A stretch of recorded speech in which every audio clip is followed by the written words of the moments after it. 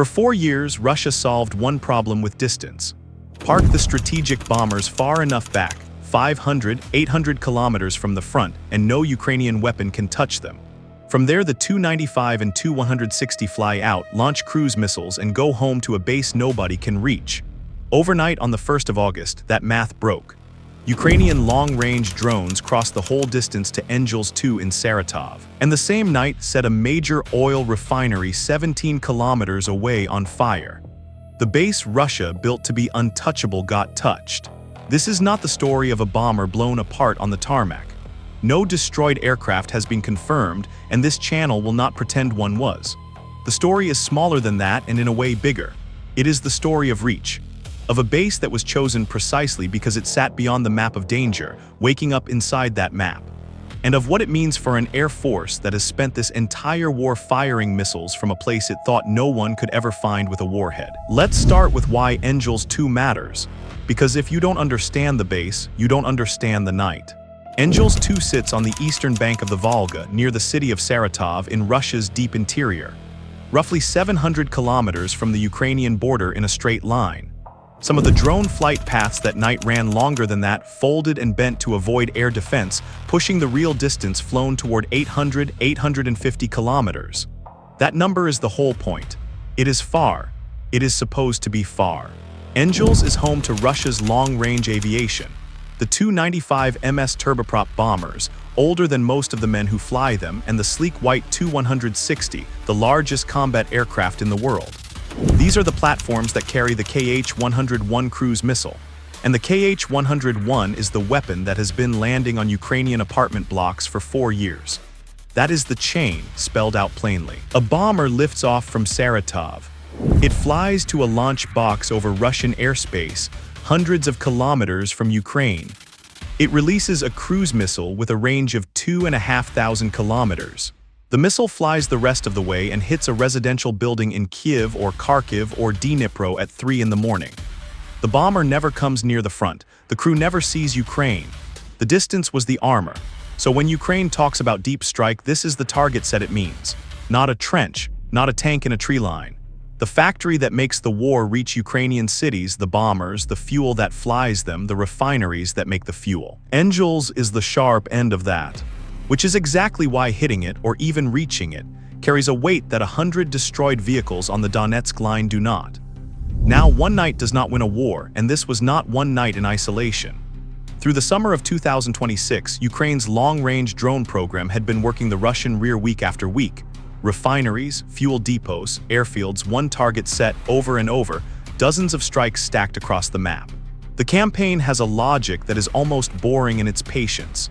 You cannot shoot down every drone every night, so you send them anyway, and you keep sending them until the defender has to pull air defense off the front to cover the interior. What happened at Engels and Saratov on the night of the 1st was the latest increment in that grind. A loud one, but an increment. Here is the shape of what Ukraine put in the air. Long-range one-way attack drones. Fixed-wing aircraft with small piston engines. Not the little battery quadcopters that hunt tanks 5 kilometers away. These are slim, cheap, and slow, built to fly for hours in a straight economy cruise carrying a modest warhead across a very long distance.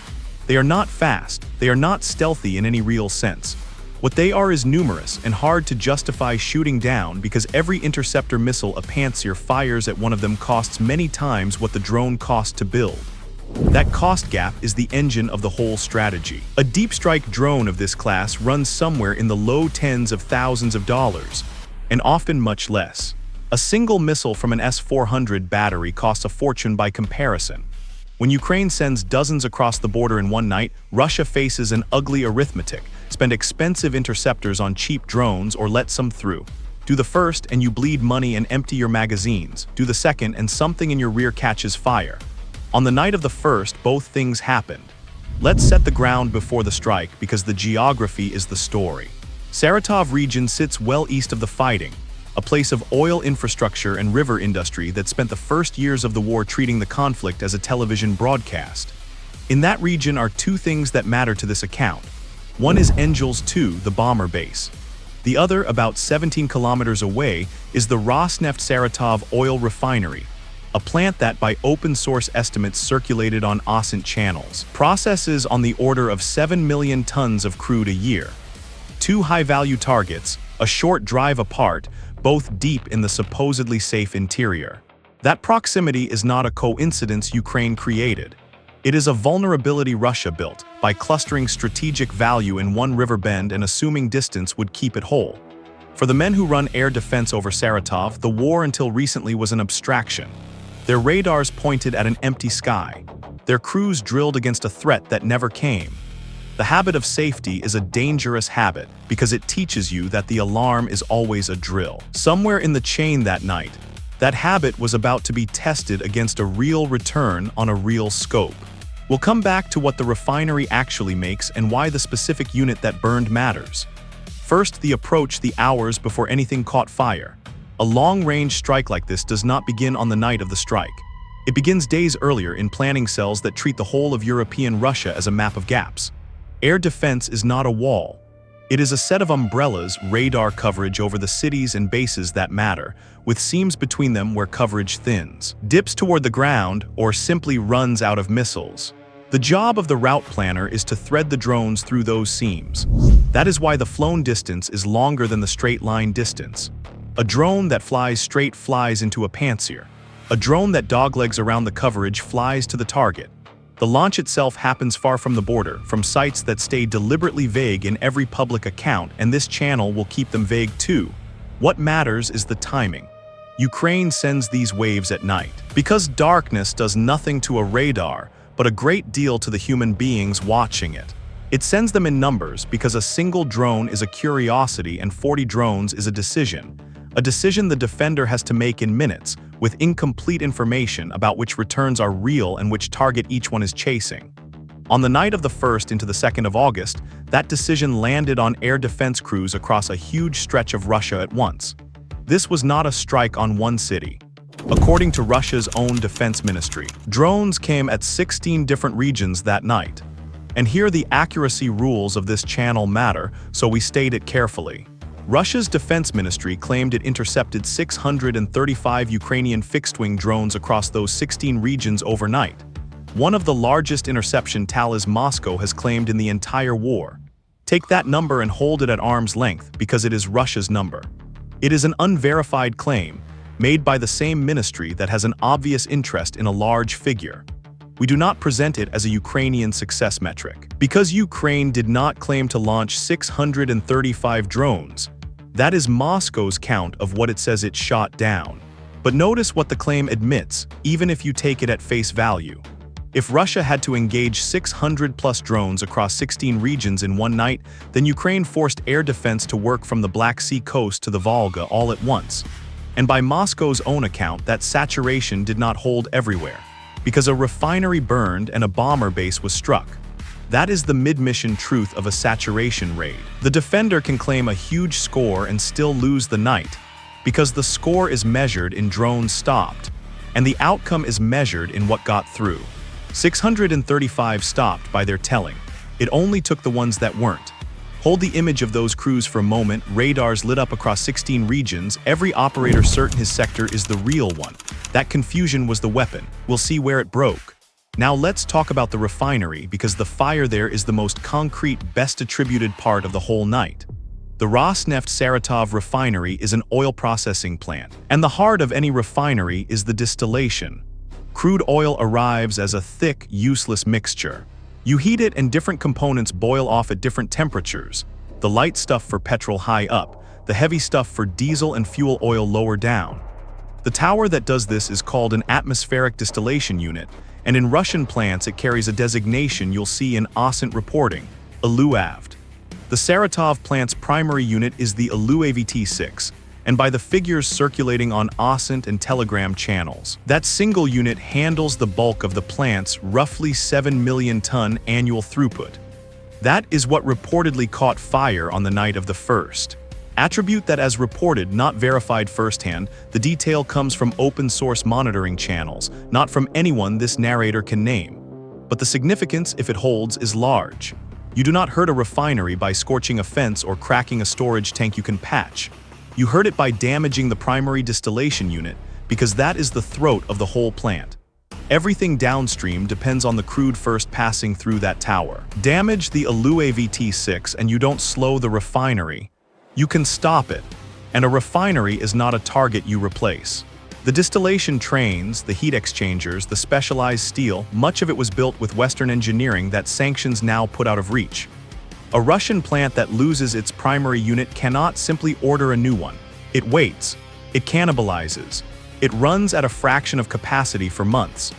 Every one of those months is fuel that does not reach a depot, diesel that does not reach a fuel truck, jet fuel that does not fill a bomber's tanks at a base 17 kilometers up the road. The strategy connects. Burn the refinery and you are, in a slow and structural way, grounding the aircraft that the refinery exists to feed. That is the first fire of the night. The second one is the one everyone wants to talk about and the one this channel will talk about most carefully. Engels 2, the bomber base itself. Here is exactly what is confirmed in the words that can be sourced. Ukraine's general staff acknowledged striking a target at Engels that night and said the strike caused a fire. It did not specify what was hit. That is the whole confirmed claim, and it is worth reading twice because of what it does not say. It does not say a Tu-95 was destroyed. It does not say a Tu-160 burned. It does not name an aircraft, a hangar, a fuel farm, or a single loss. It says, a target was struck and there was a fire, so this channel will not fill that silence with a bomber. There is a strong temptation in this kind of story to reach for the dramatic image, the white tail of a Tu-160 wrapped in flame, the propellers of a Tu-95 melting on the apron. That image would be a lie or at best a guess dressed as a fact, and the moment a channel does that once, everything else it says becomes suspect. No bomber destruction has been confirmed. What has been confirmed is reach, and reach at Engels is the headline, understand why. For 4 years, the crews at Engels have operated on an assumption so deep they probably stopped noticing it, that the ground was safe. You can plan a bombing sortie with a certain calm when the only danger is in the air over the target, 1,000 kilometers away. You fuel the aircraft in the open. You park them on the apron. You maintain a rhythm, arm, launch, return, repeat that depends entirely on the base being a sanctuary. The moment a Ukrainian drone puts a fire on that base, the assumption dies. Not the aircraft necessarily, the assumption. And the assumption was the most valuable thing Engels had. Now the timeline of the strike itself, minute by minute as best the open record allows, told for what it was rather than dressed up as what it wasn't. Late on the 1st of August, the wave is already in the air, spread across that enormous front of 16 regions. Over Saratov, the local air defense picks up returns. This is the moment the years of drills meet the real thing. On the scopes, contacts slow, low, and stubbornly not disappearing. The crews engage.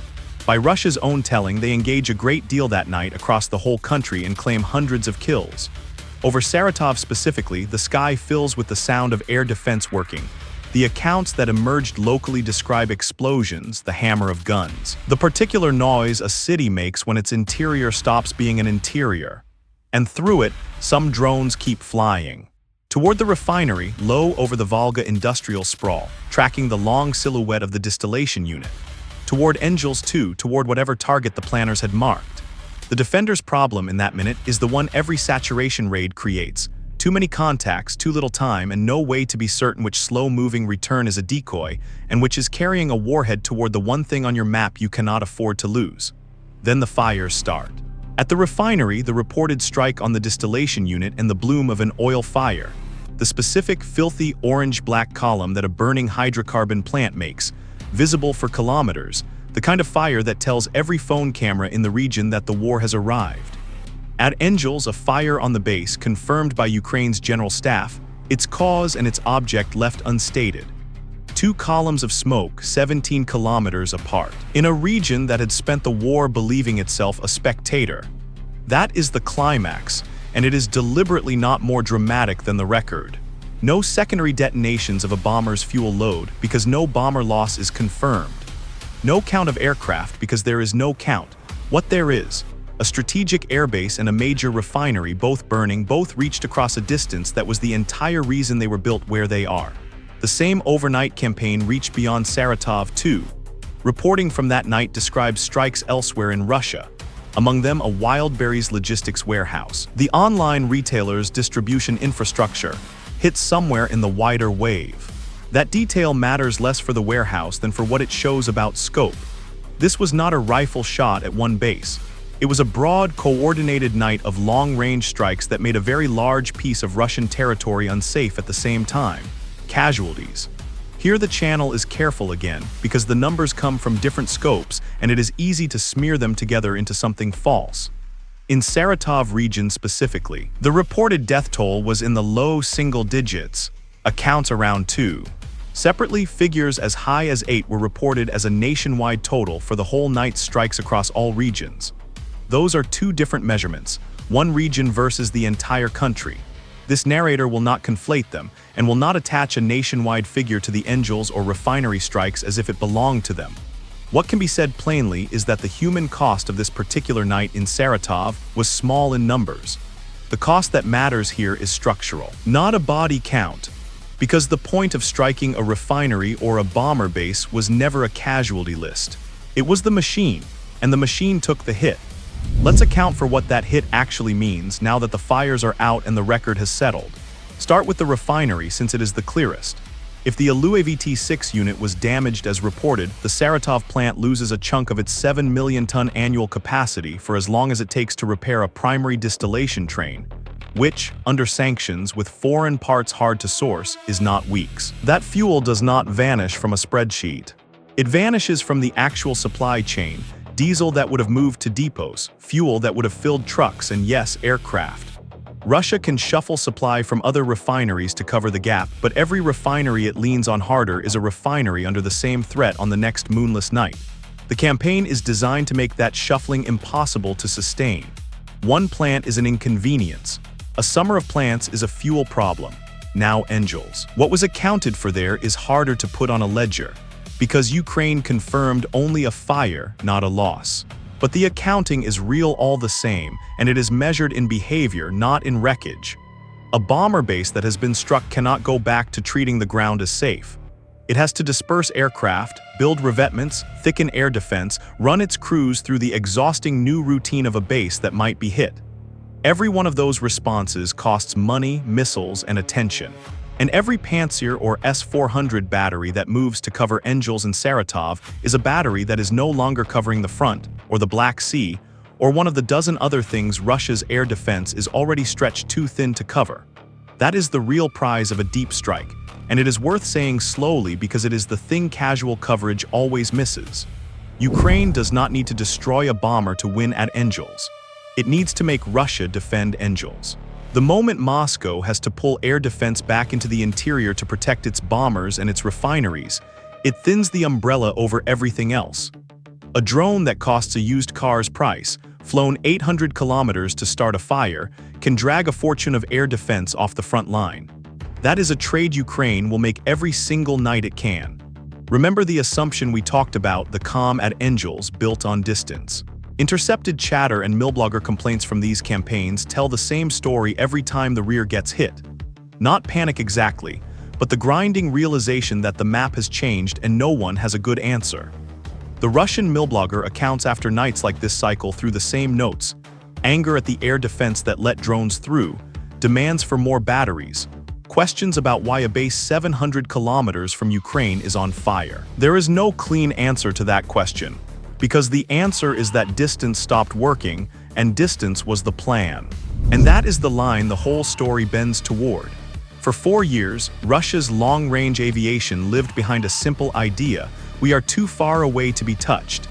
Engels was the physical form of that idea, bombers parked in the deep interior, launching the missiles that hit Ukrainian homes and flying back to a sanctuary. On the night of the 1st of August, Ukrainian drones flew up to 850 kilometers and put fire on that sanctuary and on the refinery beside it. No bomber was confirmed destroyed. That was never the whole point. The point is the map. Every kilometer Ukraine's deep strike drones can reliably reach, the smaller the map of safe places gets, for Russia's bombers, for its fuel, for the launch infrastructure that turned Saratov crude into a cruise missile over Kiev.